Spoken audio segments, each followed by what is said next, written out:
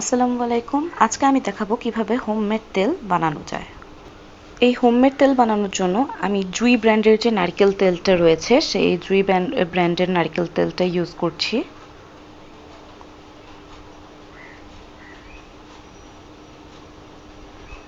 এরপর নিয়ে নিচ্ছি ক্যাস্টর অয়েল।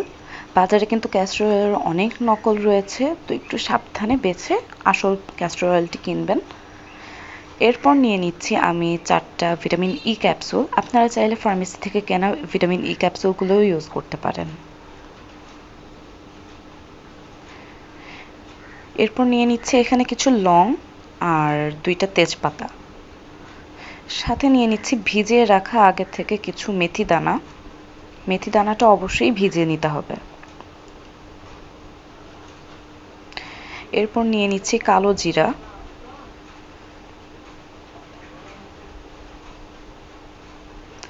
এরপর নিয়ে নিচ্ছি শিকাকাই পাউডার, যেটা অপশনাল, চাইলে দিতে পারেন, না থাকলে কোনো সমস্যা নেই। এখানে কিছু কাঠবাদাম আমি কুচি করে নিয়েছি। এরপর নিয়ে নিয়েছি 3টা অ্যালোভেরা, চিকন অ্যালোভেরা কেটে নিয়েছি আমি এখানে। এরপর নিয়ে নিচ্ছি আদা। এরপর নিয়ে নিচ্ছি পেঁয়াজ, আর এখানে কিছু আমলকি আমি একটু থেতো করে নিয়েছি। এরপর যে উপাদানটা নিচ্ছি এটা হচ্ছে নয়নতারা ফুলের পাতা।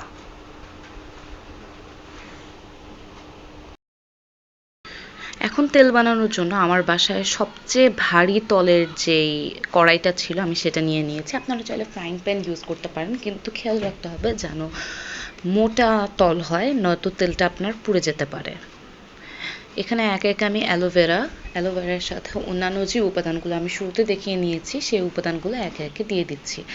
যেটা খেয়াল রাখতে হবে তেল বানানোর ক্ষেত্রে, যে আপনার চুলার যে ফ্লেম হয় সেটা যেন একদম লো ফ্লেমে হয়, আঁচটা একদম ধিমি আঁচে দিতে হবে, নয়তো আপনার তেলটা পুড়ে যাবে।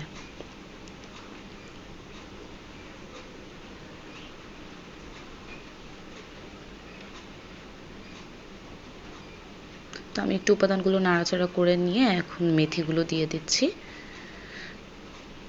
আমি একটা ভুল করেছি, যেটা হচ্ছে আগে যদি এই উপাদানগুলো আমি ব্লেন্ড করে দিতাম তাহলে হয়তো, মানে আমার কাছে মনে হচ্ছে জিনিসটা আরও ভালো হতো। ব্লেন্ড করে নিলে পুরোপুরি পুষ্টিটা পেত।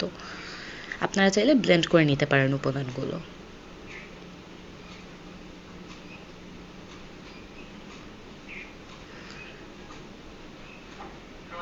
আমার একটু তেল ছিল, এই তেলটুকু দিয়ে দিলাম।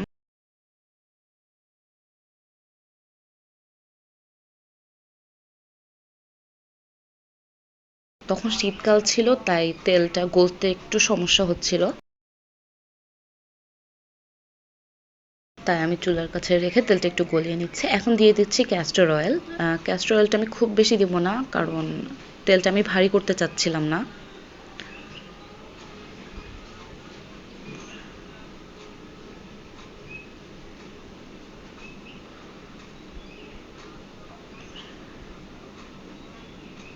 আমি এখানে যেই ভাবে তেলটা বানাচ্ছি এটা সম্পূর্ণ আমার আন্দাজের উপর বানিয়েছি। আমি এখানে কোনো মেজারমেন্ট করে বানাইনি। আপনারা চাইলে নির্দিষ্ট একটা মেজারমেন্ট অনুযায়ী আপনারা বানিয়ে নিতে পারেন, কিন্তু এটা আমি আমার চোখের আন্দাজে যেটা মনে হয়েছে যে এতটুকু দিলে ভালো হয় সেই আন্দাজে আমি এখানে জিনিসপত্রগুলো দিয়েছি। এখানে সর্বশেষ আমি দিয়ে দিচ্ছি হচ্ছে সরিষার তেল। আমি খাঁটি সরিষার তেলটি পাইনি, আমাদের ঘরে যেটা ছিল রাঁধুনি সরিষার তেল সেটাই আমি ব্যবহার করছি এখানে।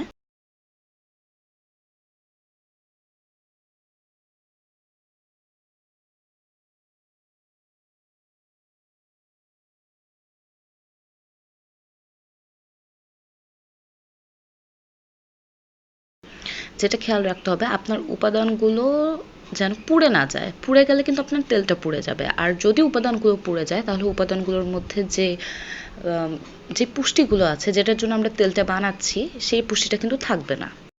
এখানে একটা পাতলা সুতি কাপড় নিয়ে নিচ্ছি, যেটাতে করে আমি হচ্ছে আমার তেলটা ছেঁকে নিব।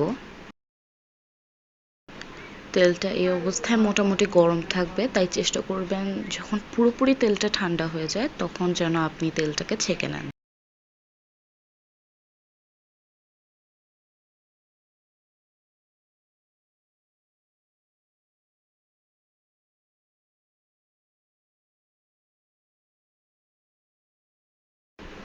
এই যে আমার কড়াইয়ে যতটুকু তেল ছিল আমি অতটুকু তেলটুকুকেও ছেঁকে ফেলছি।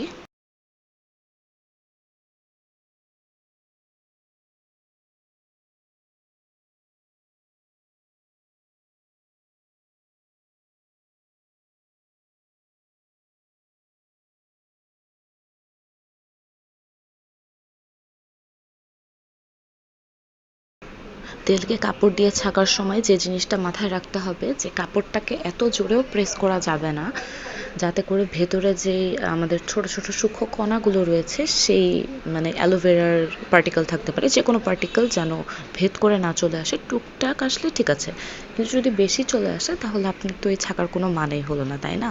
তাই সেদিকটা একটু খেয়াল রাখতে হবে যেন ভেতরে কোনো পার্টিকেল ভেতরে না আসে। তো এখানে আমি হচ্ছে যে ভিটামিন ই ক্যাপসুলগুলো নিয়েছিলাম সেটাকে আমি একটু ফুটো করে নিয়েছি পিন দিয়ে, এবং সেই ভিটামিন ই ক্যাপসুলটাকে আমি আমার তেলের সাথে মিক্স করে নেব এখন।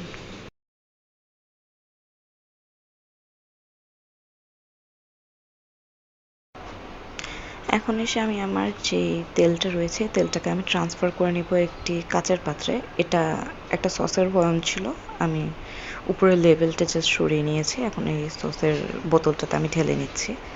এখন অবশিষ্ট আমি দেখলাম কিছুটা তেল রয়ে গেছে, এখন এটাকে আমি একটা জেলির বয়ামে রেখে দেবো।